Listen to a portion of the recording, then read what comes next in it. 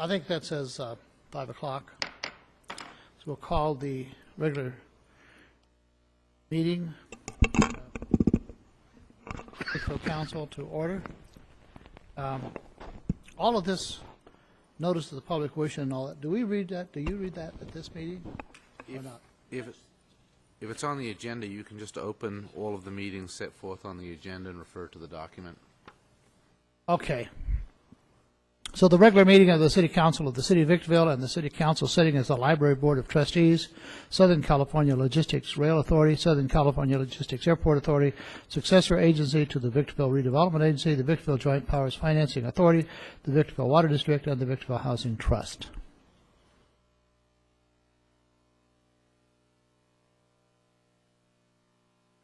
There is no one apparently here to comment on any of the items, and do you have any cards or any requests that have been sent in? None at this time, Mayor. None at this time.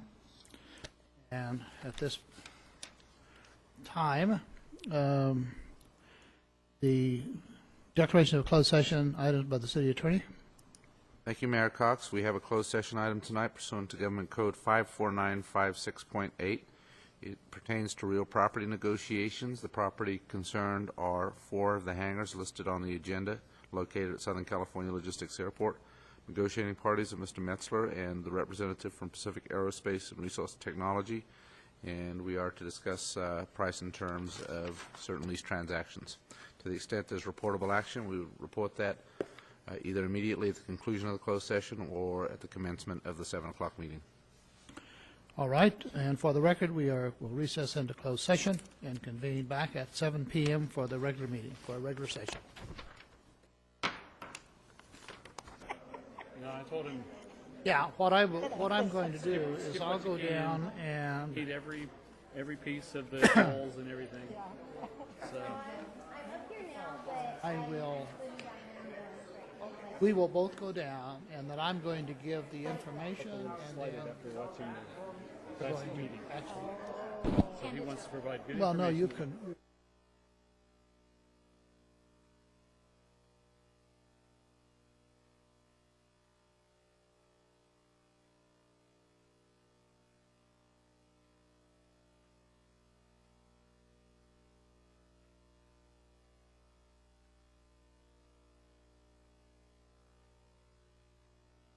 Marcy, I will be attending.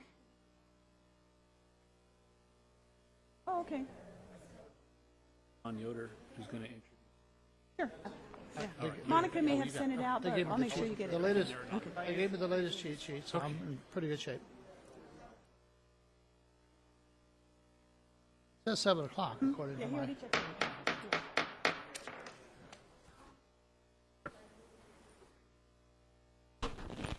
Oh, I have another one. Thank you very much, ladies and gentlemen, for coming to the council meeting tonight. I'm going to call the meeting to order at this time. And Mr. City Attorney, announcements from the closed session. Thank you, Mayor Cox. We had one closed session item pursuant to Government Code 54956.8, real property negotiations. The property at Southern California Logistics Airport is listed on the agenda, as were the negotiating parties, and at this point, there's no reportable action. Thank you, Mr. City Attorney. The next item would be the invocation. I'd ask Pastor Ray Jim to come forward from Jubilee Community Church, and that will be followed by the Pledge of Allegiance by our Victorville Police Chief, Don Yoder. Heavenly Father, your word tells us to give thanks for those that are in authority over us and to pray for them, and we do that tonight. God, I thank you for this council that we have placed our trust in, and we ask you tonight just to give them wisdom into every order of business that is before them. Let your blessing rest upon this meeting. In Jesus' name, amen. Pledge allegiance.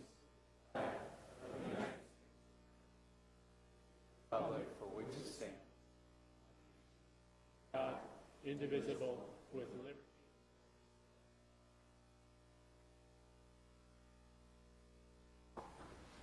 We have a presentation. I'm going to come down front in just 1 second. And I'm going to ask when I come down front that Mr. Corey Elder, are you here? You're here. I see, to come down front. I'm going to also ask Council Member Angela Valles to come down front, and we're going to have a presentation for you. So if you would come up, and we will come down and meet you.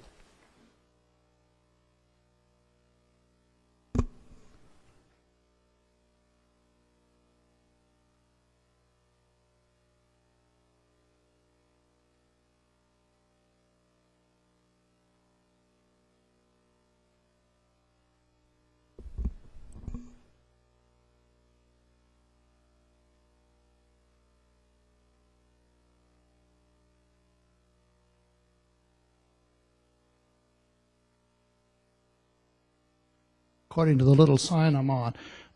Before Councilmember Wyas presents this recognition for an outstanding youth, I'd like to read this real quickly. Corey is 14 years old. For years, Corey has watched his father drop donations off at the High Desert Homeless Shelter. And this year, he decided he wanted to do something to help. So Corey took it upon himself to approach the Victorville Bowling Alley to see if he could hold a fundraiser. To his surprise, Corey ended up raising $400 for the High Desert Homeless Shelter. And Councilmember Vyas brought this to our attention and said, certainly, there's a justification here in these awards for this young man. I'm going to hand this to Angela. I'd just like to say thank you, Corey, and we need more youth like you and adults. So thank you. I really appreciate it. And I hope there's more to come. Thank you. Here you go. Thank you.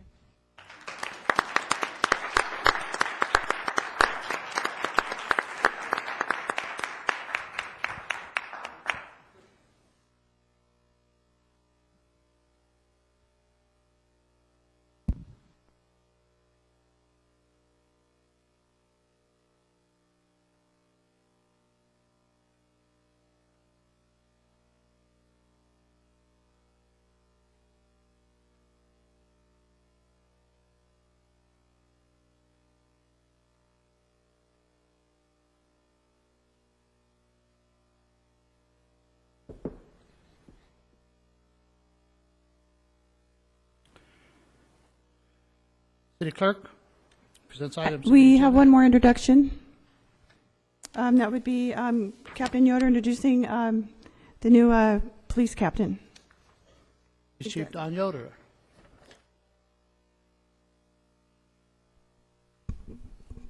Well, as you may have heard, I've officially retired and be effective next week. So prior to introducing Sam Lucia, I just really want to thank you guys, members of the community, staff. I just truly appreciate, and again, have been blessed to be part of the city. Doug has treated me so well over the year and a half that I've been here. Thank you again for your support of the police department. Jim, when you were prior city manager, and Ryan, thank you so much for everything that you've done for us, along with Angela. And Jim's not here, but it was a difficult decision, but it's time to go. You know when it's your time, and it's just that time. So very fortunate to get Sam Lucia. I've known Sam for many years in the department. Give you some background on Sam.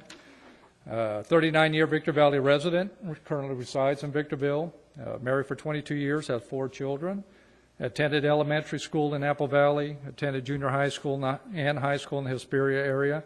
Graduated from Victor Valley, 23 years with the Sheriff's Department. Have served 3 different times with the Victorville Police Department, back in 91 to 97 as a deputy sheriff, 97 to 98 as a detective, and 2002, 2005 as a sergeant. So, further ado, my good friend, Sam Lucia.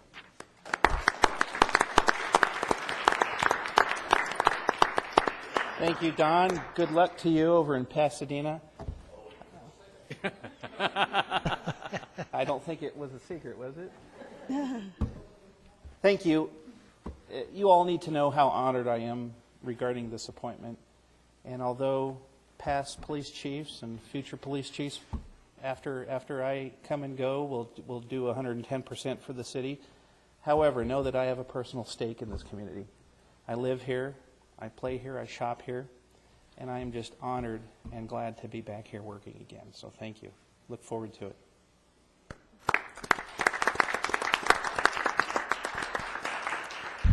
Congratulations to Sam on your promotion. We all look forward to working with you. And Don, thank you for your service to the city.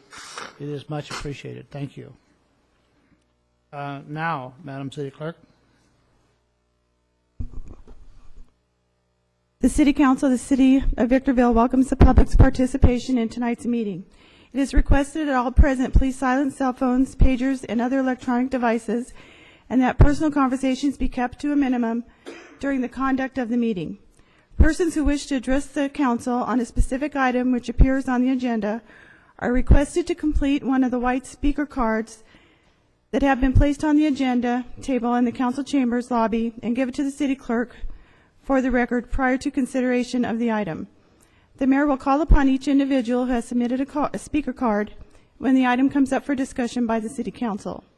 The public comment period is the time and place for the general public to address the city council on any item within their jurisdiction that is not on the agenda. It is requested that a speaker card also be submitted to the city clerk for anyone who wishes to address the city council during the public comment period. Pursuant to Government Code Section 54954.3, state law prohibits the council from addressing any issue not previously included on the agenda. The council may receive testimony and set the matter to a subsequent meeting. Comments are limited to 3 minutes per speaker or less, as deemed necessary by the mayor, depending on the number of individuals desiring to speak.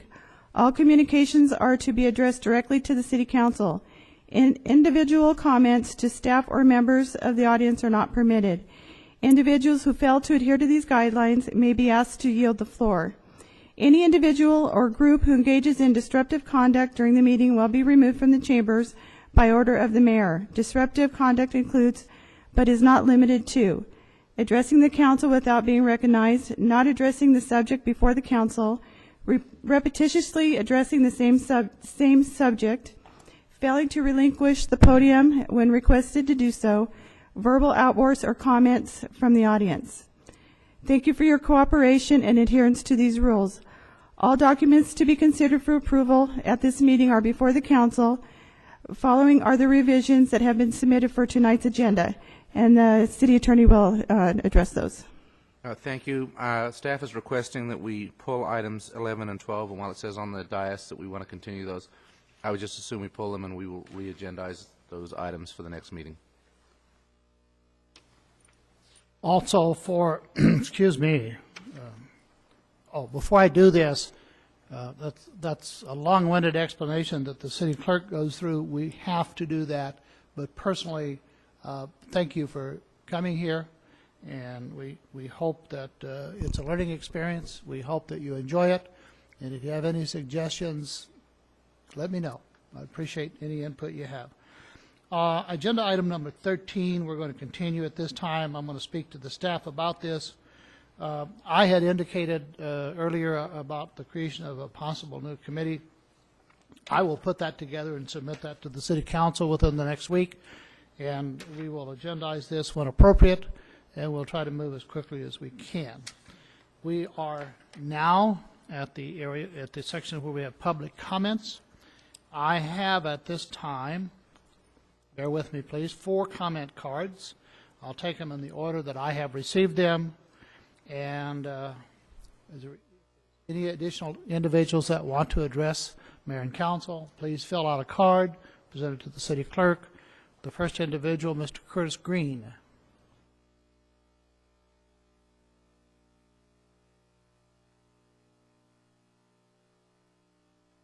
Good evening, Mr. Mayor, council members, staff. My name is Curtis Green, and I just wanted to introduce myself now as a field representative for our newly elected 1st District Supervisor, Robert Lovingood. We are excited about the city council that sits right now and their cooperation.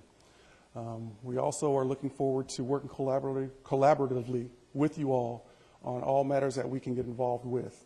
We realize that our main constituents are those who live in the unincorporated areas, but if the Victor Valley area is going to thrive like it will, all of us are going to have to work together. So we just wanted to introduce ourselves and thank you for the opportunity to speak. Thank you, Mr. Green. The second card that I have is Yvonne Mashek. I hope I pronounced that correctly. Good evening. I'm here on behalf of the homeowners, and it's regarding the library. And I would like to ask you to consider moving the library to maybe the old Walmart building. The parking lot is so bad over there, and it's so dark. It's very dangerous for not only just for me, but for the people that even work there and volunteer. I'd like you to really consider moving it as quickly as possible. You know about the private road. And also, now the Hesperia Library won't even take our library cards over there if you want to drop off books. They say that it's a city library and they won't even take it, although they take library cards and books from as far as Chino, Barstow. So something's going on, and I'd really like someone to contact me about it or really consider it.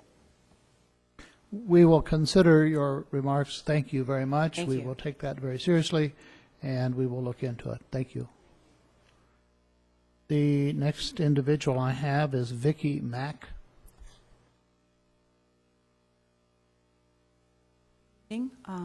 Mayor, council, and staff. My name is Vicki Mack, and I'm the Executive Director for Sterling Solutions, a nonprofit organization for pedestrian and bicycle safety. I'm also the chairperson and community liaison for Victorville Safe Routes to School. There was a Daily Press article published a couple of weeks ago about pedestrian accidents in the Victor Valley. And unfortunately, even though it got it right in saying that 2012 was a deadly year for pedestrians, they got it wrong with the numbers. The article quoted just 5 fatalities. In fact, there were 13 pedestrian and bicycle fatalities, with 8 of those fatalities here in the city of Victorville. Over a 5-year period, the Victor Valley has averaged 2.91 fatalities per 100,000. Now, that might not sound like a lot, but to kind of put it in perspective, Orlando, Kissimmee, Florida, where Disney World is located, was named the most dangerous city in the United States for pedestrians, and their rate was only 3.0. Okay, so we are almost running neck and neck with a place that is 1/30th the size and only 1/30th the size and has 6 times the population. The roads here are designed to move traffic, and they're not really designed with pedestrians in mind. And, you know, I kind of wonder at this point, you know, why isn't this more of a priority? Pedestrian accidents might be seen as affecting only a small and important segment of the population, but this is hardly the case. Budget cuts for school districts to reduce or eliminate bus service. The economy is compelling families to cut costs, and they walk for trips whereas they, you know, used to drive. 13% of the desert's population is comprised of seniors, many of whom may be unable or unwilling to drive. And a Kaiser study found that 72% of high desert residents are considered obese or overweight. But it's irresponsible to encourage more outdoor activities if the risks to pedestrians and bicyclists is not addressed. 1 in 5 California traffic accidents is pedestrian related, and just one serious injury costs taxpayers between $300,000 and $5 million to treat. If just a small portion of that money was spent on prevention, it could save taxpayers tens and even hundreds of millions of dollars a year. Now, we understand the reality of budget constraints, but this is not a case of blighted landscapes or outdated equipment. 15 seconds. Children are being crippled, lives are being lost. You don't just say, well, there's no money, there's nothing we can do. No more than you'd say, well, I lost my job, I guess I'll go crawl behind a dumpster and die. We have to find a way. Safe Routes to School is doing, the county has got some Safe Routes to School money coming, but the majority of people that were in these accidents were not children. So I asked the city to please consider a community-wide pedestrian and bicycle safety campaign for the adults. Thank you. Thank you. Hakeem Majid.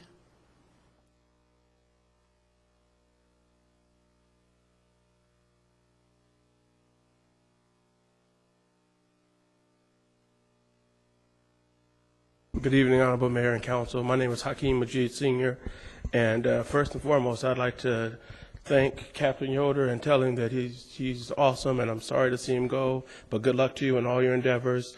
And I'd like to thank Councilmember Valles for the opportunity to serve the Recreation, not Recreation, but Community Services Advisory Committee. I'm looking forward to having a aggressive recreation program for our youth and really getting involved.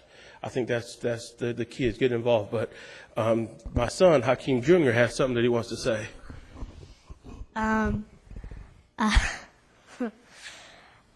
I think that we should have like more security through our schools because we have to go through a lot of stuff, and my school got broken into, and Tell me the name of your school, son. Brentwood, my school, Brentwood Elementary, where the park is there. Yeah, so it broke. Some people broke in, and instead of playing where like what kids' favorite places are, they were stuck near the basketball courts. They couldn't go see their favorite places because they need the evidence to find it. And oh yeah, and I think you guys did like some work on the library, but I think you should do a little bit more on the streets and stuff. Have a good day. You want to say something, Princess? This is my daughter, Aliyah, real quick.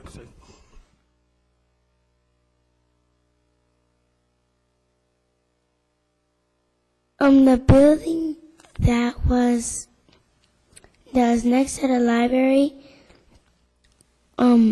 it's burnt, and could you guys fix it? Thank you. Come on. Thank you.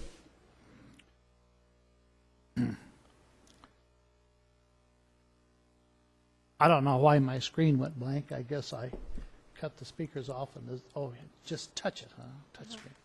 Mm-hmm. You had an opportunity to just keep going. I wouldn't have known. We have, the next item is the Library Board of Trustees, Southern California Logistic Rail Authority, Southern California Logistic Airport Authority, successor agency to the RDA, Joint Powers Financing Authority. There are no items, so we will move then to the Victorville Water District. Number 4 is a consent calendar.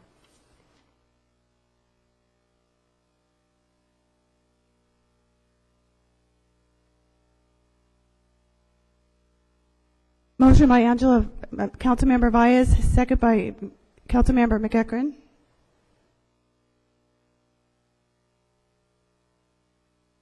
Well, I'd vote, but where do I vote here?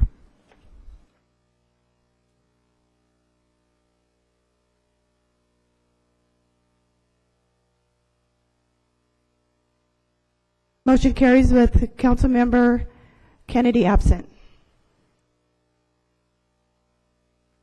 Item number 5, City Council Resolution 13-001, Victorville Housing Trust.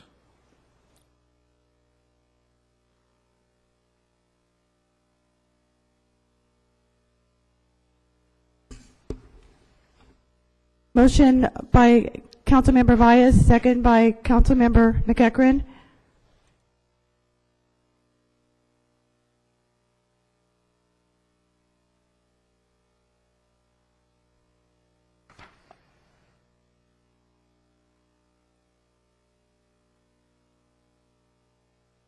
Motion carries with Councilmember Kennedy absent.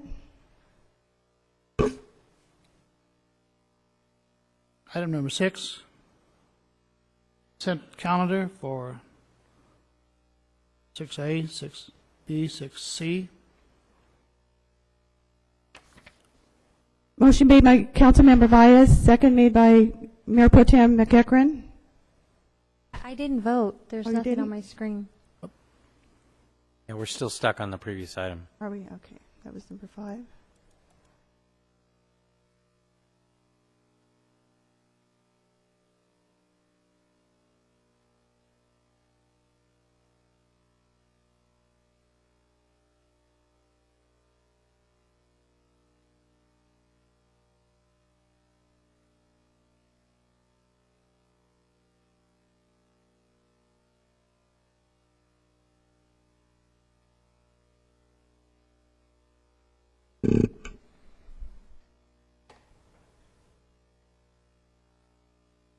Having trouble here, okay.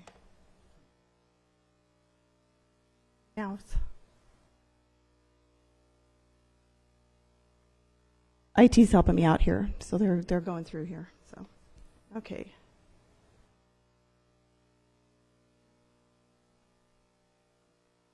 Now I'm back on.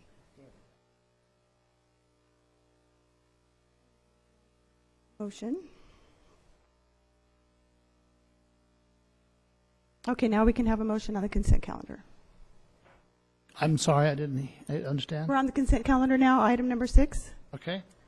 Okay, Does show so item now we number need, 5. Shows item number 5. still on 5, okay.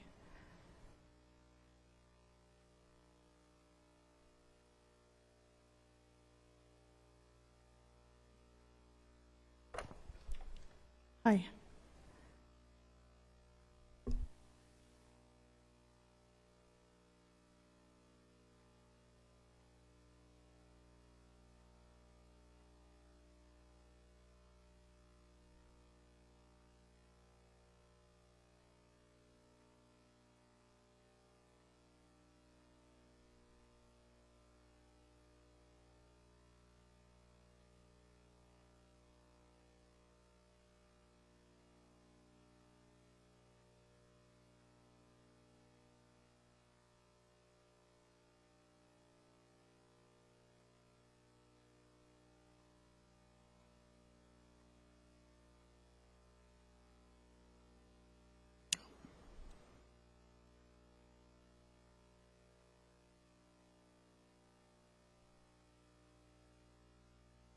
Oh, if you push on the bottom on the floor, it'll come up.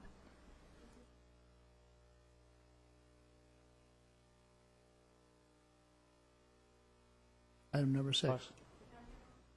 Yeah. Uh-huh.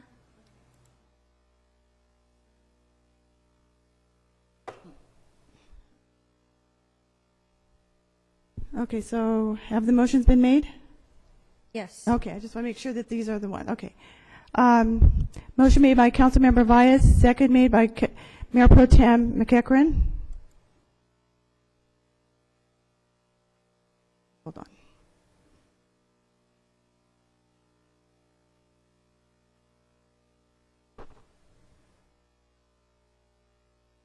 Motion carries with Councilmember Kennedy absent. The item on Councilmember Garcia's screen still showed item number 5 for some reason. Go to the bottom, okay, on the floor.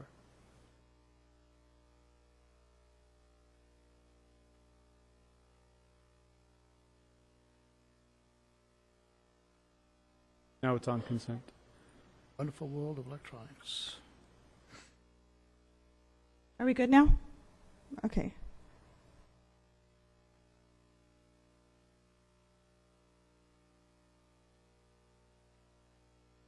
If you push on the floor, it'll go to 7.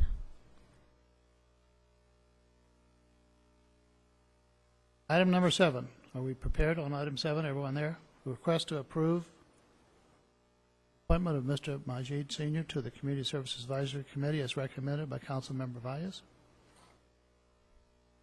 Well, I don't have the motion button, but I'll move. Okay, do you have it now? Okay. If we don't have the motion button up, it still Showing that you moved and I already seconded, but that's fine. I'm okay with that. I'm okay with it too. Okay. Motion by Councilmember Vyas, second by Mayor Pro Tem McEachran.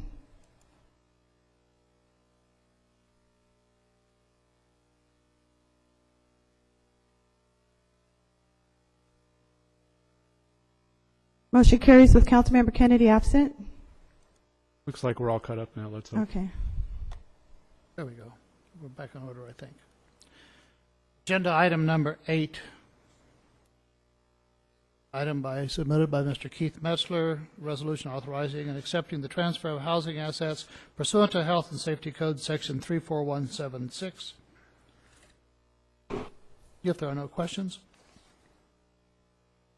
Mr. Mayor, this item is companion to the item previously approved, item number 5, as the Victorville Housing Trust. This effectively in response to your responsibility to satisfy the dissolution bill of redevelopment in California. there is a process that also allows us to approve the reuse and the asset transfer of what was the housing assets, largely real estate properties that were acquired for housing purposes.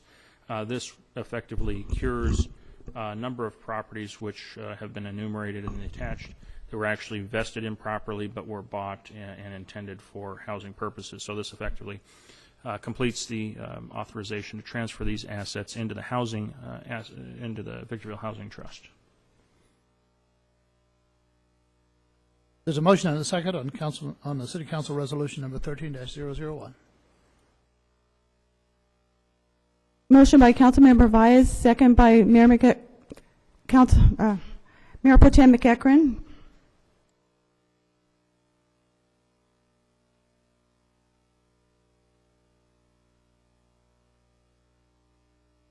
Motion carries with Councilmember Kennedy absent. Next item on the agenda is written communications and the subject matter is the potential use of city LTF funds for services provided by Victor Valley Transit Authority, and I understand there's a PowerPoint presentation to be made at this time. Evan? Mayor Cox, council members, staff, thank you very much for this opportunity. As you can see, I was asked to come here to present a basic overview of the VVTA Comprehensive Operations Analysis changes and the future of LTF for the City of Victorville, unmet needs and the possibility of Sunday service, and the VVTA Compensation Survey. My wife wanted me to thank you all for inviting me to come here tonight because I was working on this over the weekend in my office and stayed out of her hair. So she wanted to thank you for that. I'll try to go through this very quickly, so if you have any questions, please keep them to yourself. Here's our presentation to the City Council. Angela Vyas is our board member, and I'm the Executive Director.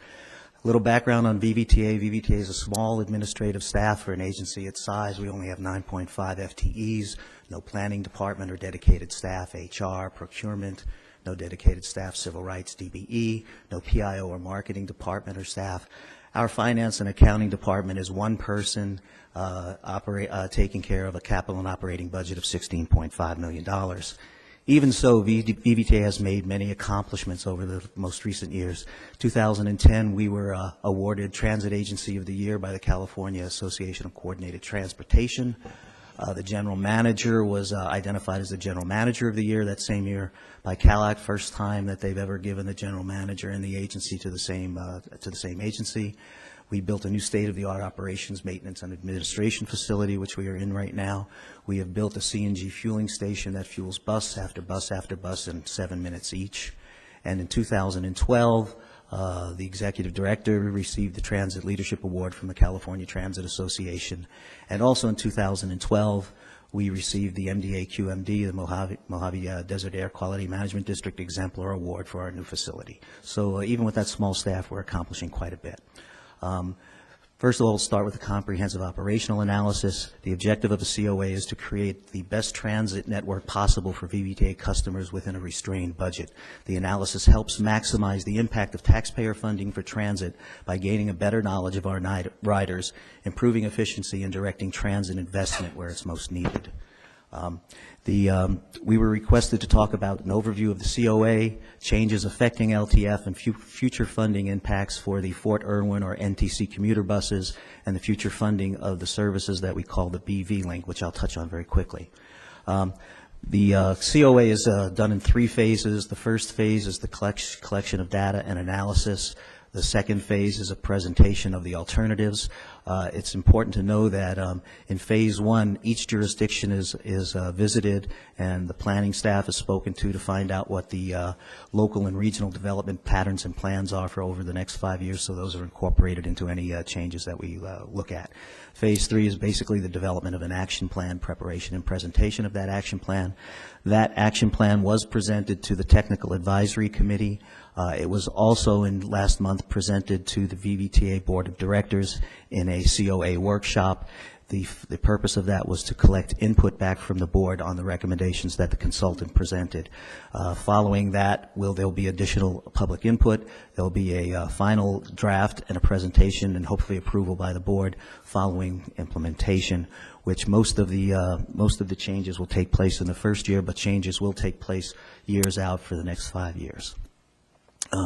Changes affecting LTF. Over the past 11 years, Victorville has received $14.9 million in LTF for streets and roads, from a low of $392,000, or 86% for transit, and only 14% going to streets and roads in 10-11, and that was when because the economy was in the tank, to a high of $2.2 million, or only 39% going to transit and 61% going to roads back in FY 07-08. After years of suggesting, when I first got here, the city of Victorville used city employees to run the buses that operated on the Victorville routes. We politely suggested considering using the VVTA contractor all those years, and in 2006 the city agreed and saved $650,000 that year, and that impacted the high number in FY 07-08 above, where you got the $2.2 million.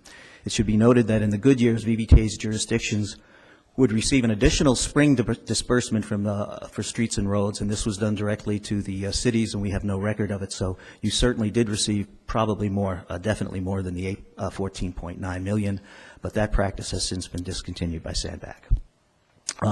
The changes affecting LTF, the COA is recommending we have 18 regional routes, and there are changes recommended for all of the routes, but only 5 of the routes are going to require additional resources or additional cost. Those are Route 21, which is up in the Tri-Communities, Route 32, which runs from Atlanto into Victorville. They share the route miles, and most of these are for on-time performance improvement or correcting late routes, and also because of overcrowding on routes. Route 41 runs from Apple Valley Post Office to Costco, and that's going to add 30-minute service to address overcrowding. Route 52 runs from Costco to the mall, and incidentally, we measure ridership in riders per revenue hour. Our riders per revenue hour on the 52 outnumber the number of seats on the bus, so that's how crowded that bus is. Route 53 runs from the mall to the college, and we're going to initiate 30-minute service a little bit earlier in the day. Those are the only changes that impact costs. This is a difficult slide to see. I've actually eliminated some of the columns, but the bottom line on this is a draft cost impact for the city of Victorville. I asked the consultant to work on, and that top box, yellow box of $224,883. That's the ongoing cost. That's the 3% increase for the contract. That's what's going to be your increase in LTF for next year, just based on the way business runs and the increases we pay to the contractor and the cost of doing business. That number is impacted or reduced by federal apportionments and also the fares paid by the riders. The second yellow box is the estimated cost to Victorville for the implementation of the changes of the COA. Again, that would be $530,493. That would be in next year and beyond next year's budget, not this year's. Future funding impacts, the NTC or the Fort Irwin commuter buses, funding is uncertain. VVTA started this service with 6 weeks' notice. We were asked by the Fort and by the City of Barstow and Sandbag to initiate this service. We did it with 6 weeks' notice. The Wednesday before we started the service, we bought buses from Omnitrans. We had been trying all along. We bought 5 buses that were between 12 and 15 years old that had over 800,000 miles on them. They delivered those buses to us on Friday. We worked on them all weekend, and we started the service that next Monday morning. So we were very proud to be able to do that. At the same time, Sandbag had promised us that they would find funding for 5 new buses. But as you can see from the slide, they decided to rescind its assurance of funds for the new buses and told us that we had to use our own funding, which would be a combination of LTF, CMAQ, and state assistance funds. I met with Robert Lovingood, and we talked a little bit about this, and he asked me to seek some middle ground. I did prepare a counteroffer to share the costs, but only if the VVTA board would approve it, and I don't believe that's likely because the NTC service isn't local service. the riders do live in Victorville, but it does go all the way out of our area. So here's what I prepared. This has not been presented to the VVTA board. There's no sense in presenting it to the board unless Sandbag shows that they're at least interested in participating. So of the $3.6 million required, I'm suggesting that we consider finding $1.6 million for the NTC buses by using future CMAQ funding that's already apportioned to us for replacement of our current rolling stock or buses, state transit assistance funds for the next 2 years, and a combination of and $275,000 in LTF to be shared by the jurisdictions. We would ask Sandbag to contribute $2 million. Just to let you know, staff is also in contact with Congressman Paul Cook to seek out additional alternatives. Everything's a little fuzzy on this right now, but I'm sure it will come together somehow, some way. With regard to the future funding impacts for the BV Link, the BV Link is a lifeline service that runs 3 days a week from Barstow to the Victor Valley. It brings people to medical appointments and things like that. It only, as I said, it only runs 3 days a week. That fund is funded with a CMAQ demonstration money. That funding will run out next fiscal year. We just recently initiated in October a continuation of that service all the way down into the San Bernardino area to visit the hospitals, Metrolink, and to connect with Omnitrans. It's been very successful, but the funding for that is due to expire in 14-15. So, you're looking at the impacts. The options include discontinuation of the service if it's voted for by the VVTA board, consideration of the ability to use what's called job access reverse commute funding to fund that service. It would have to go to 5 days a week if we were to look to do that. We could incorporate it into VVTA's suite of services that we currently operate, and that would require probably a subsidy of some LTF to cover the cost over the fares and the federal funding. I just wanted to note that VVTA's main funding apportionment is 5307. We get about $4 million a year right now. This will increase as a result of the increases in passenger miles and revenue hours from these routes because they are very long routes. We don't know exactly what that amount is because they change the formula every time they do it. But we do know that there will be an increase in 5307 based on these operations. Next, we wanted to talk about the unmet needs hearing and our Sunday service. Unmet needs are considered to be unmet needs that can be easily met. And unmet transit need are all essential requests by transit-dependent persons for which there is no other available means of transportation. And if they are reasonable, not easy to meet, I meant reasonable to meet, are those transit requests that can be met by all public and or special transportation services that can be proven operationally feasible, demonstrate community acceptance, serve a significant number of the population, proven to be economical, and can demonstrate cost effectiveness by having a fare ratio of at least 10% after 2 years of demonstration. Over the past 14 years, and probably well before that, I've been here 14 years, annual unmet needs hearings as required by TDA have included testimony requesting Sunday service. The reasons we get are to get to religious services. For the last 14 years, I have been telling people who say that your congregation needs to get you to your religious service. This is not a transit responsibility. My congregation gets people to our religious service. It's the responsibility of the congregation, not the responsibility of public transit. They say they want to go shopping. I suggest that shop 6 days a week. You don't need to shop on Sunday. We don't need to provide service on Sunday. They say we feel shut in on Sundays, and that's unfortunate. But for people who are shut in, I'm not sure we can justify Sunday service. However, the need to get to unemployment, or the need to get to employment, not unemployment, the need to get to employment is an active one, and I believe Sandbag has hung their hat on this one, and I really have to agree. The demographics of the VVTA rider is such that many have low minimum wage jobs, and their employment options are limited by the inability to get to fast food locations or other low-paying jobs for required Sunday shifts. And that's really what Sandbag is hanging its hat on. I was asked to tell you what other agencies are providing Sunday service. Omnitrans, Morongo Basin, out in 29 Palms area, up in Big Bear Mountain Area Transit, all provide Sunday service. Barstow just recently discontinued their Sunday service due to a lack of funds, and that's because all of their LTF funds were going to transit, and they were still running short on funds, so they cut Sunday service. Needles operates only one bus and doesn't have enough funding for Sunday service. Omnitrans, Martyr, Barstow, and Needles all spend approximately 100% on their LTF on transit. MBTA out in Morongo Basin spends 58% on transit for this year, and VVTA is spending 52% of its LTF funds on transit this year. Unmet needs hearing, Sunday service. Sandbag has informed VVTA that initiating Sunday service in the VVTA operations area will be a formal finding of the unmet needs. The COA consultant is currently developing a constrained initial Sunday service plan to test the true appetite for this service. VVTA will likely operate needed trunk or main routes, basically Main Street, east-west routes, Main Street, Bear Valley, Highway 18, and then the rest of the service will be a dial-a-ride service that will feed into those routes. It would be the most cost-effective way to do it. This service will have to run for 2 years per TDA. During that time, VVTA will make adjustments as needed, and the cost estimates are still being finalized. I really don't have those for you.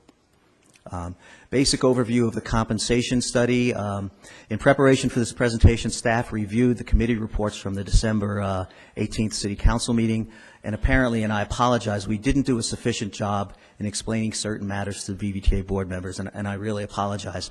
As a result of that, I'd like to present a few clarifications. The COA does, in fact, recommend 5 additional administrative positions. I think I showed in one of the earlier slides that we're very small. We have a very small staff, but this is not set in stone. It's for the VVTA board's consideration. No decisions have been requested yet of the VVTA board. The December meeting was only a COA workshop to solicit board input. There's no impact, and I saw that there was an awful lot of concern that this was going to impact this year's LTF. VVTA would never do anything unless the price of gas went to $8 a gallon, or the economy really tanked. We would never go after already budgeted LTF funds. We just don't work that way. Once an iteration of the final recommendations are approved by the board, implementation will begin in 2014, and the budget hasn't been set by any of us for that yet. So finally, there are no huge raises. Apparently, this is a reference to the compensation study, which I'll be getting into in a moment, but that was not part of the COA, and it was not discussed at this December board meeting or workshop. Basic overview of the staff compensation study was also requested. I was requested to do the PowerPoint presentation, but I was also asked earlier to kind of breeze through that. You can look at it, or I can get a copy to you if you'd like. Also information on what agencies were compared, and that's actually in the PowerPoint presentation, so let's go right to the PowerPoint.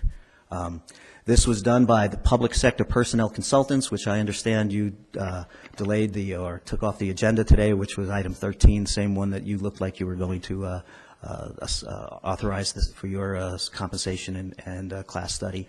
It was presented to the board in November. There are the project tasks.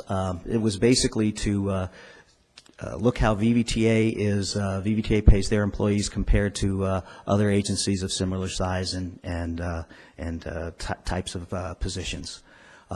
26 survey comparators were contacted. You can see a list here. It was a combination of agencies, cities, and transit agencies.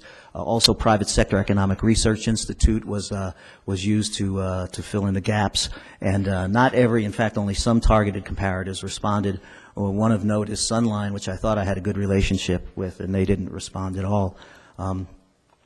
We attempted to, on base pay, we attempted to survey each VVTA job, or we, when I say we, I mean the consultant.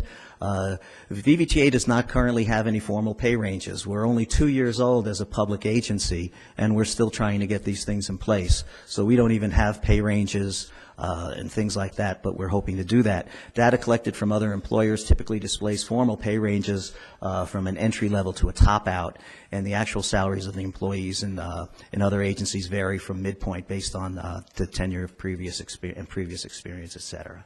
Okay, here's mine. I am currently, you can see on the top, the very thin line where it says Executive Director, General Manager. My actual salary is $133,900. The midpoint, according to the survey, is $158,706. By no means is this survey suggesting that I go from $133,900 to $158,000 in one foul swoop. what has to happen out of this is something has to be taken to the board with regards to moving in that general direction. There's a list of the agencies that were contacted or who provided information, the MDA QMD, Antelope Valley. Incidentally, VVTA has been compared to Antelope Valley since before I got here. I've always heard that they're just across the 138 from us, and with the exception of some commuter service that they run into downtown LA, they're very similar to us. We have Western Contra Costa Times, PERMA, which is the Public Entity Risk Management Authority, which Victorville belongs to, the city of Hesperia belongs to, and VVTA also belongs to it. I am on their board and executive committee. We were able to get their information. Yolo County, and of course Sunline didn't provide anything. You can see below that there are other agencies that were tapped into to create the numbers by the consultant. There are the other jobs. Here are the other jobs. I'll just run through them quickly. You can take a look at them, or I can provide them to you later on. In some cases there was limited data, so I think the consultant went to the private sector to get some information. Clerk of the board, administrative services. These were some of the recommendations that came out of it. Looking at the way to ability to recruit and retain quality staff based on geography, staff performance, staffing levels, budget, customer service level expectations. It did make a recommendation that we should adopt formal pay ranges to ensure all positions are placed in a pay range. That is going to the board in this month to see if they'll adopt pay ranges that were recommended.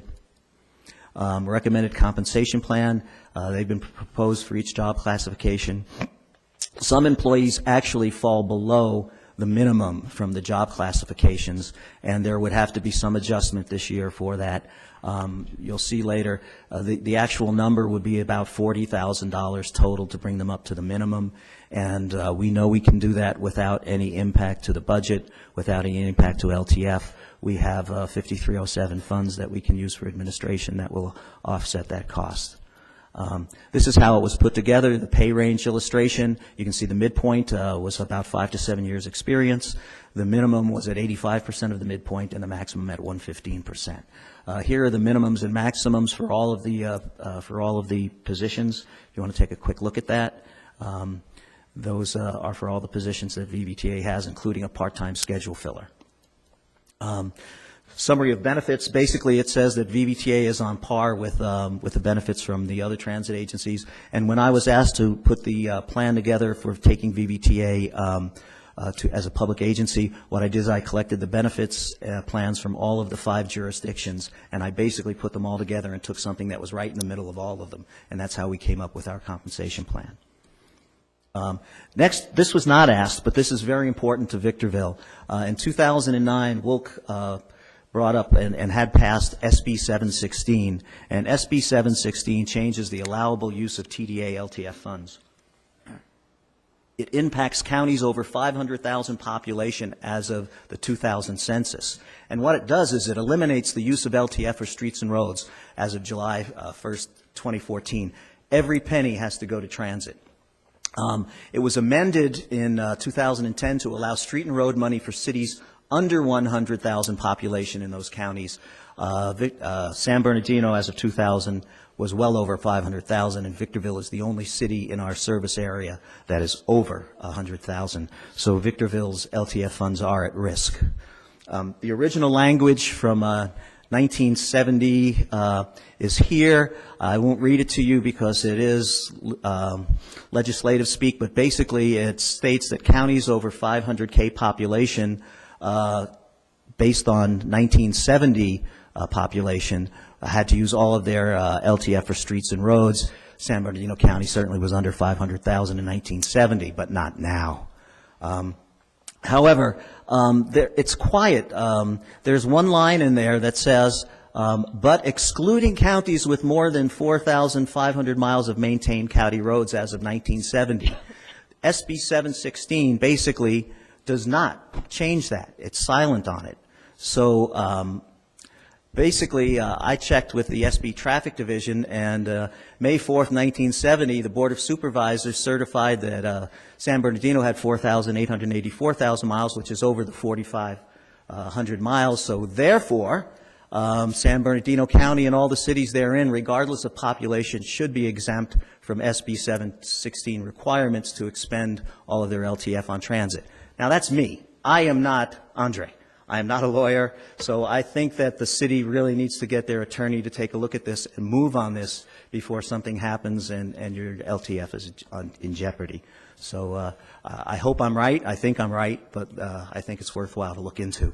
Finally, I think I'd like to say that over the past 14 years, VVTA staff has fought hard to protect a fair share of LTF for streets and roads because we know our buses use these roads and contribute to the wear and tear on these roads. And thank you very much. If there are any questions, I'd be happy to answer. Kevin Keynes, the General Manager of the Victor Valley Transit Authority. A lot of information. I have more questions that I'm going to attempt to ask at this point, but I am going to refer a lot of questions to the staff because I'm very curious about some things. My understanding is this was placed on the agenda regarding the Sunday service. Once more, Sunday service wouldn't go into effect until 2014? 14, probably not even until January or February of 2014. Before I go any further, questions from council members? Well, I definitely appreciate the clarification. Had we had the clarification, I could have spared you tonight's visit. I apologize. Because that's what the whole point of this was, is I was understanding that our LTF was at risk and that we were being asked to divert it, and I didn't know if we had it reserved for roads. So I was concerned about that, so I apologize for, having you come here tonight to talk about this, but it is good news. I hope you're right that we get to keep our LTF funds. That would be great. And then just because, Ryan, you sit on Sandbag, if you could do whatever you can on there to get them to pay for that NTC route, because even though it's not local and it goes to Barstow, it's still taking employees from Victorville to Barstow, and that road is extremely dangerous, and I would hate to have to cancel that service, but not at the, we will at the expense of, having to fund it ourselves. So if Sandbag could keep true to their word, and we actually made this decision because Sandbag promised it, and then they reneged. So if they could just hold true to that, we can keep this service going. And it just doesn't affect us. It's the rest of the cities involved. So we all have to agree. And as far as the Sunday service, I also understand now that we don't even have a say on whether we're going to do Sunday service, because Sandbag could come back and say to us, you have extra money left over. You're going to meet this unmet need. So it doesn't even matter what we have to say. So I for one am glad that we're going to have Sunday service, but I was also, I had the dilemma of, is it Sunday service more important than fixing our roads? But now it's more clear to me that we don't even have an option at that point. It will be a finding, but they can't tell us how to initiate it, and that's why we were going to initiate a very small program at first to make sure that there's really an appetite for Sunday service. And there was another thing that I wanted to ask you, and I think you kind of blew through it. But I remember in our COA meeting that you mentioned that there's a senior home here in Victorville that we're going to discontinue service to. No, it's not the senior home. The changes on Route 51 would mean that service to the senior center, which doesn't have much ridership, it's the senior center on Hesperia Road that would not have a bus stop at it anymore. That was what was concerning to me, and I wanted the city to if there's one it would be about 6 blocks away. I think the seniors need to be serviced, and I hate for them to be out on the street or not getting to an activity. So I wanted that brought up to the council as well. If that's really, really important, is there anything we can do to make that happen? Well, the boarding and the lightings are very low. The people get on and off at that stop. That's one of the reasons they decided that it was expendable, so to speak. Do you have a annual needs hearing in regard? Yes, it's required. If all of the TDA funds aren't spent on transit, an annual unmet needs hearing has to be held, yeah. Okay. It's not held, excuse me, Jim, it's not held in Ontario or places where they have 100%. They don't need to have an unmet needs because 100% goes to transit. When will you hold that? Is it It was conjunction held in with the budget? September. In September? Yeah, so the findings are just coming out now. Now, if you start or stop any particular services, do you just do it based upon the study, or are there notices, lead times, another hearing? Oh, there'll be notices and lead time, certainly. Okay. This hasn't even been finalized. It has to be go out to the public and receive additional public input. Sometimes we find citizens who want a service but don't always use it. If they're afraid, if they know they may lose it, they begin using it. So I'm sure the word will get out, and we'll see what happens. Maybe you'll have better users. Let's hope so. If we have to, we'll make changes. Yes. A couple things. First of all, thank you for your presentation, and thank you for doing it quickly. I know you planned on a lot more time, but I do appreciate all the information that's in here. To some of the comments you made with respect to Sandbag and some of the concerns of Councilmember Valles, if you and I could meet on those issues, because although they may have come to us or they may not have, I'm not aware of exactly what you're talking about in with respect to Sandbag just telling you no. It was done administratively. Okay, that's what was my what I figured. With respect to going out to Fort Irwin, I think it would be good if I and you and Supervisor Levengood met to discuss that issue. Perhaps we can figure out a way to come to some sort of common ground, especially in light of the fact that, yes, that was a priority of our former supervisor, bought off on by the Sandbag Board of Directors. Why something would change, I don't know. And then to the LTF, Andre, I think it's appropriate that you do give this council an opinion with respect to that as to what Mr. Kane is sharing with us, and are we exempt from that, or are we going to have to comply with it? Because that could be a huge number when it comes to our roads and ultimately the money we could spend on them. But I'm in complete agreement that all these things need to be looked at. Although I appreciate the compensation study, I don't think it's necessary for this council. We do have our representative on your board, and she's fully capable of making those decisions. All right, any other questions from council members? If not, Kevin, thank you very much. Thank you very much for your time. I'm sure and you're going to attention. hear from us on some of these issues that raise a concern. And I know that some military bases, I don't know current, used to have transportation funds also, and they can mix those with local transportation funds and help offset the cost.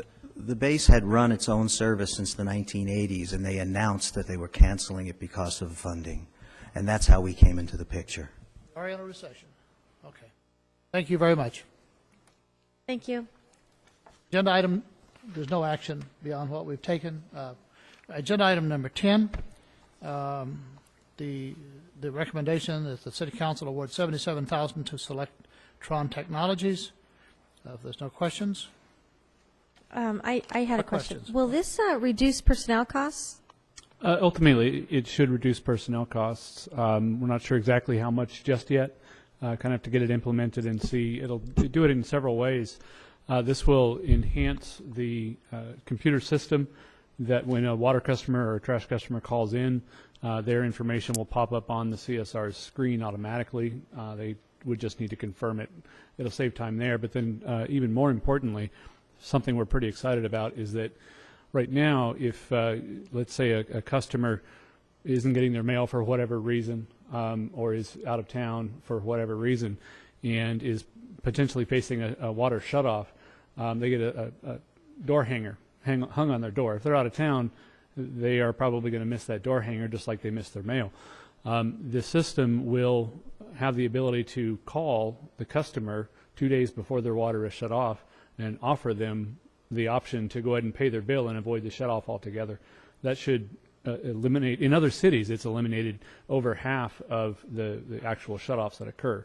We're hopeful that we can enjoy something similar to that. It would cut down the need for staff turning off water, turning water back on, as well as you can imagine, someone who's had their water shut off isn't the most cordial customer that we have come into City Hall.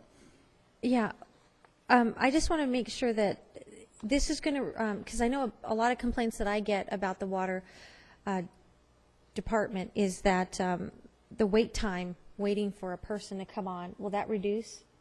We have reduced it considerably. We hired some additional temporary staff in October and November to take care of that, but this should also assist with that as well, yes. And it'll also give customers an option if they simply want to pay their bill. They'll be able to do that all over the phone. If they want to talk to a customer service representative, certainly they'll have that option. Okay, that was But going to be my if next they just want to question. push a few buttons, pay their bill, it'll be very easy But to they do. can have an option of getting a live person. Yes, absolutely, absolutely.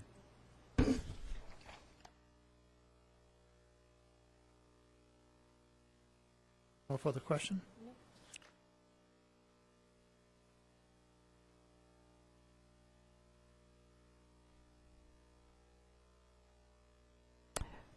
Motion by Councilmember Valles, second by Mayor Pro Tem McEachran.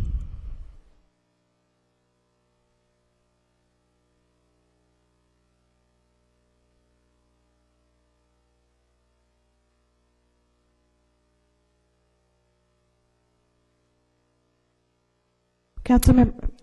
Aye. Okay. Motion carries with Councilmember Kennedy absent. Items 11, 12, and 13, we're going to deal with at a later time. Item 14, written communications. Appointment of 2 council members to serve on the Housing and Community Development HCD Grant Review Committee. Before we take an action on this, I spoke briefly with our city manager. The staff is requesting that 2 council members be appointed to serve with the staff on the review committee prior to council award of the CBDG grants, community development block grants, and the Home Investment Partnership Act, or the home funds. I have no objections. I think it should be done. I would like to, though, don't lose track of the fact that these are 2 different programs, and it may be after some consideration you want 2 different council members to serve on the home investment than serves on the CDBG. We'll discuss it later. Right now, I see no objections to this. No questions from the council? Who would you like to see? I think someone was requesting to.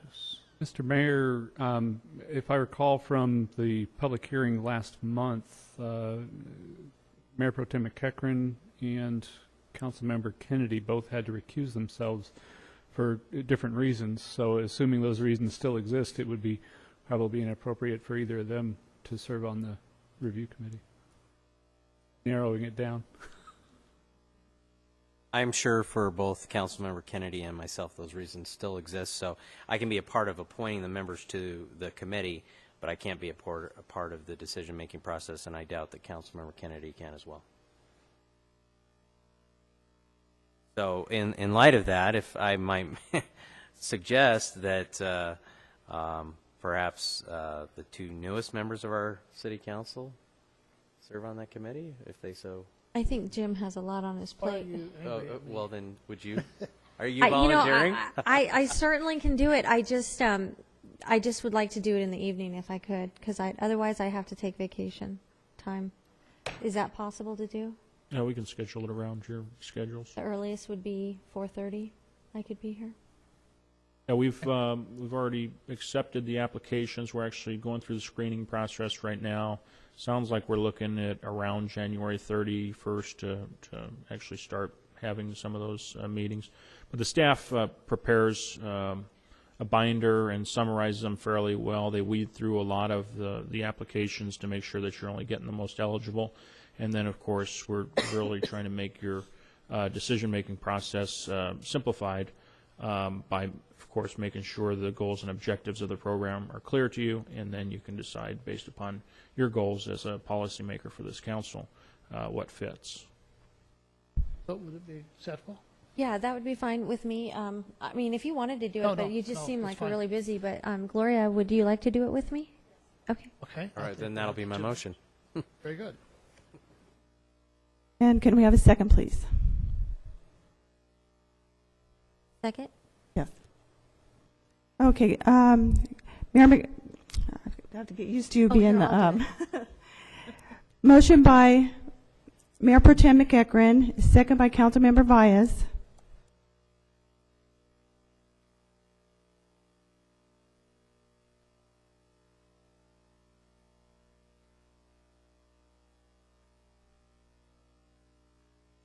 Motion carries with Councilmember Kennedy absent. Thank you very much. Agenda item number 15, whoops, did I jump that item? No, I didn't. Agenda item number 15, council committee reports. I do know, before we get too far afield, there are still some appointments to be made. I know I didn't make a couple of appointments. I continued them. I wasn't prepared. Keep reminding me and whomever else needs to make those so that we can I can find someone. I've been busy. I haven't even looked. We need to get those things done as soon as possible to get all the committees full. At this point in time, opportunity for the City Council to report on their activities, appointed representatives. I think we started on the right last time. We'll start on the left. Appointments to various boards and committees. Any activities, though? Have any at this time? Yes, I have 2 items just to share with the council. A group of local community members, nonprofits, churches, held a second homeless summit today at the First Christian Church over at SCLA. And out of that meeting, it was decided that we're going to move forward as quickly as possible to establish some emergency warming shelters. For those of you that haven't noticed, it's been a little cold around here lately. And so starting tomorrow night, we will have an emergency warming shelter at the Victorville Fairgrounds. There are various people that are going to put up money and funding for that to pay for the utility cost of heating that facility. The Red Cross is going to come in and provide cots and bedding, and the various churches are going to provide transportation from Old Town and downtown Victorville to the fairgrounds. And we'll continue that effort as long as the temperatures are 35 and below, as long as we can, and ultimately looking for a longer-term solution. But I'd like to publicly thank Nancy Jackson with Southern California Edison. I called her immediately after the meeting today, and although Edison does not provide for the warming shelters, they do provide for the cooling shelters in the summertime, so we're going to work towards that. But she's already reached out ahead of me to Southwest Gas to see what they can do to help us in providing the funding for that. So just a lot of good came out of that meeting today. I know that, Doug, we do ultimately plan to have a workshop before the council. Yeah, we're at some trying to point. get it scheduled now. We've had some staffing shortage that would normally handle that, so we're trying to get it scheduled within the next month or so to talk about. It's kind of, there's 2 separate issues. One is what level of participation the council wants the city to have financially in some kind of a homeless shelter, more of a long-term than an emergency warming shelter. And then the second piece of that is zoning. Right now, there's not a whole lot of areas that would allow zoning for a homeless shelter in Victorville. There's some areas, but there's not much available in those areas. So we need to have a discussion about if the council is interested in changing some zoning to allow for a homeless shelter, say in Old Town or another part of the city, perhaps. Okay, well, as soon as we can get that scheduled, then we'll provide that information to the folks that are part of this committee and anyone else that's interested. And the only other thing I'd like to share with the council is I had the opportunity, along with our city manager, to attend the Ranchero Interchange groundbreaking last Friday. It was blistering cold, as it has been for the last several days in the last week. But, you know, it's a great day for the Victor Valley. We have 2 interchanges under construction in the high desert. I'm going to defer to our city manager, or our mayor, because he'll recall if that's ever occurred before in the history of the high desert. I doubt it has. But this is going to be quite a great thing for the entire high desert, as it will relieve traffic congestion that we experience on Bear Valley Road right now once we have these 2 interchanges open. So it was a great day for Hesperia, but even greater day for the entire high desert. So good things are happening in the high desert. Councilmember Vyas. I just would like to acknowledge Ryan McCachran for taking a part financially in helping provide these shelters. He's providing the electricity to heat these shelters, so I just wanted to thank you for that. It's an important need. And I would like to thank Kevin Kane for coming out and giving that report. I really appreciate it. It was a lot of work, so thank you. And that's it. Thank you. I have no items at this time. Item number 16, discussion and possible actions regarding items for the upcoming City Council agenda.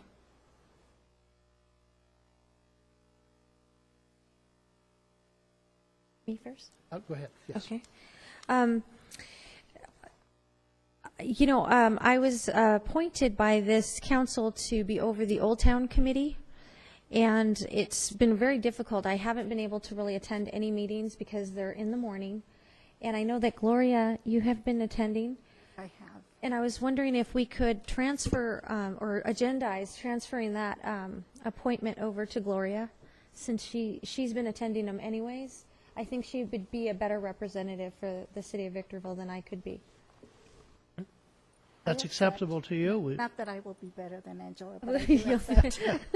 You've much more years here in the city of Victorville, in Old Town too. Well, it Yeah. means a lot to me. Yeah.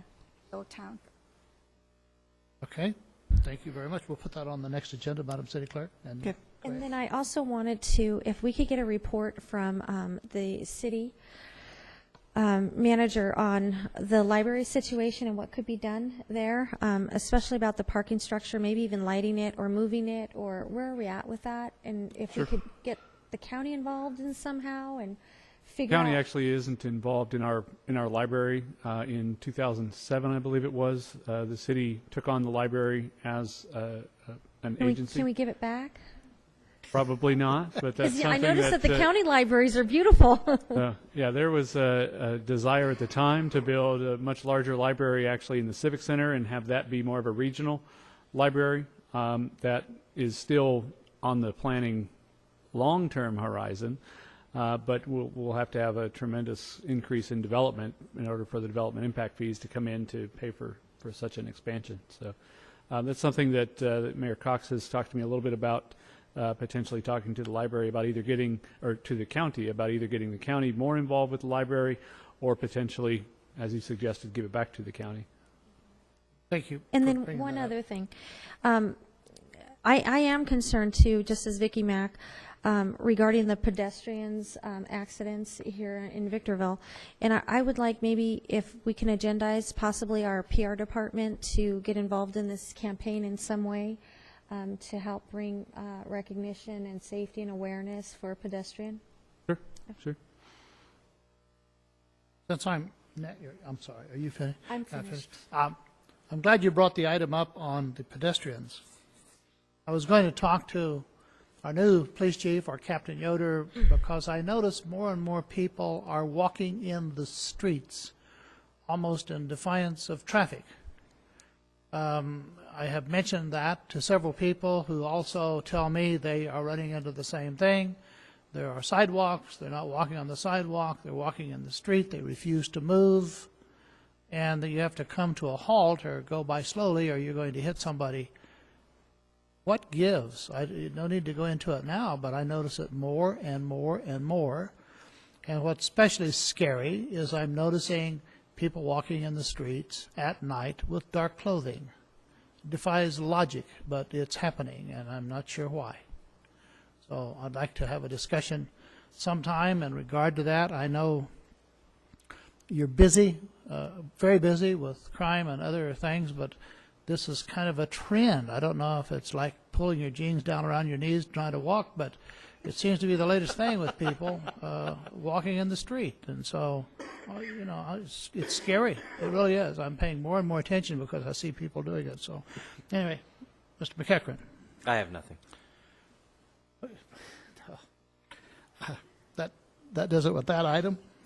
Item 17, staff presentation by any reports by the staff, matters to wish to report on. I don't know if there's been a whole lot of publicity about this yet, but the Panera Bread store will be opening they have a soft opening on Monday, so don't rush them too much. They're learning. Their grand opening with the ribbon cutting is Tuesday morning, and this will be the first Panera Bread with a drive-through location in the entire region. So we're proud about that. We're also proud. I want to commend all of our development staff for how quickly that store was constructed. It was amazing to watch. I thought that they had to be at least a couple of months out still, and they're ready to open up. I think we largely got out of their way and responded when they needed inspections and just got the job done, just like they did the same thing. So we're thrilled to have it opening up next week. Interesting. Is it safer to drive and talk on a telephone or drive and eat? Well, they put them in a bag, and you can Don't put make them in. suggestions for our California State Legislature, please. Wow. Can't help but wonder. Any other reports from the council members? I'd just like to thank Captain Yoder for his service to Victorville and welcome Sam. And don't believe everything you hear about me. We all echo those comments. We do. No, not believing, but I mean, thank you and welcome, Sam. Thank you, Captain Yoder. That concludes our agenda. Ladies and gentlemen, thank you very much for attending and being a part of this. Take care. Be healthy. We'll see you in 2 weeks.